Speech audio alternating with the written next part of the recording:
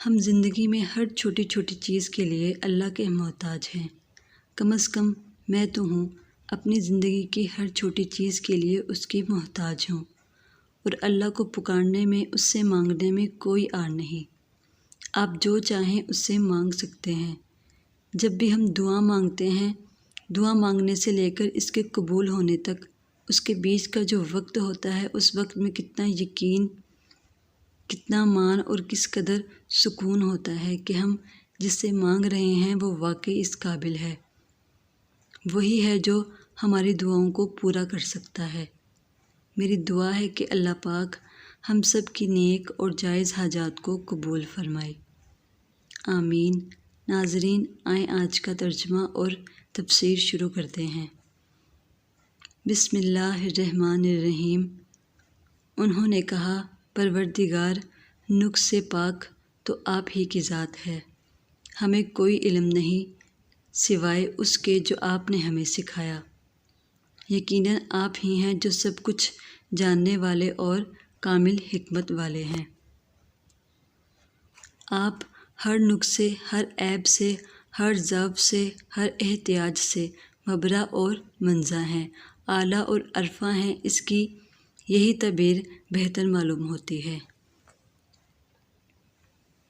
کہ اللہ تعالیٰ کی اس کائناتی حکومت میں ملائکہ کی حیثیت در حقیقت اس کے کارندوں یا سرکاری ملازم کی ہے، چنانچہ ہر ایک کو صرف اس کے شعبے کے مطابق علم دیا گیا ہے۔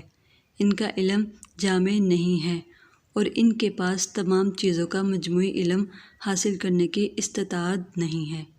مثلاً کوئی فرشتہ بارش کے انتظام پر مامور ہے، کوئی پہاڑوں پر مامور ہے، جس کا ذکر سیرت میں آتا ہے کہ جب طائف میں رسول اللہ صلی اللہ علیہ وآلہ وسلم پر پتھراؤ ہوا تو اس کے بعد ایک فرشتہ حاضر ہوا کہ میں ملک الجبال ہوں، اللہ نے مجھے پہاڑوں پر مامور کیا ہوا ہے۔ اگر آپ صلی اللہ علیہ وآلہ وسلم فرمائیں تو میں ان دو پہاڑوں کو آپس میں ٹکرا دوں جن کے درمیان طائف کی یہ وادی واقع ہے، اور اس طرح اہل طائف پس کر سرما بن جائیں۔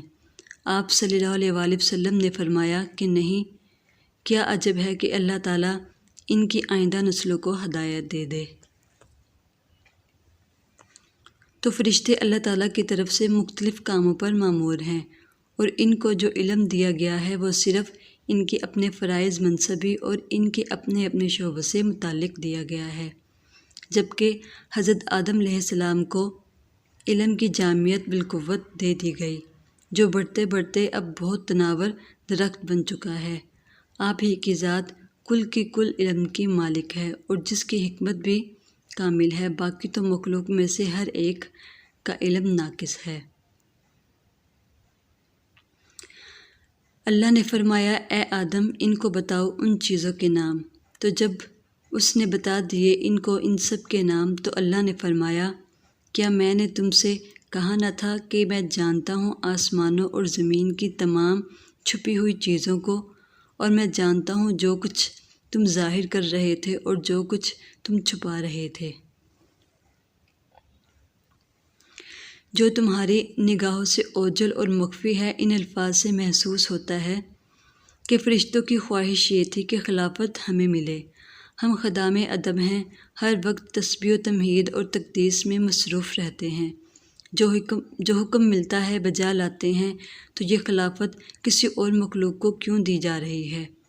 اب آگے چونکہ تیسری مخلوق کا ذکر بھی آئے گا، لہٰذا یہاں نوٹ کر لیجئے کہ اللہ تعالیٰ کی تین مخلوقات ایسی ہیں جو صاحب تشخص اور صاحب شعور ہیں، جن میں انا یعنی میں کا شعور ہے، ایک ملائکہ ہیں جن کی تخلیق نور سے ہوئی، دوسرے انسان ہیں جن کی تخلیق غارے سے ہوئی ہے، اور تیسری جنات ہیں جن کی تخلیق آگ سے ہوئی ہے۔ باقی حیوانات ہیں جن میں شعور تو ہے لیکن خود شعوری نہیں ہے۔ انسان جب دیکھتا ہے تو اس کو یہ بھی معلوم ہوتا ہے کہ میں دیکھ رہا ہوں، جبکہ کتا یا بلّا دیکھتا ہے تو اسے یہ اندازہ نہیں ہوتا کہ میں دیکھ رہا ہوں۔ حیوانات میں کا شعور نہیں ہوتا، یہ انا صرف فرشتوں میں، انسانوں میں اور جنات میں ہے۔ ان میں سے ایک نوری مخلوق ہے، ایک ناری مخلوق ہے اور ایک خاکی مخلوق ہے جو زمین کی اس مٹی اور پانی کے ملغوبے یعنی گارے سے وجود میں آئی ہے۔ آخر میں دعا ہے کہ اللہ پاک ہم سب کے لیے آسانیاں عطا فرمائے اور ہم سب کو ایک دوسرے کے کام آنے والا بنائے۔ آمین۔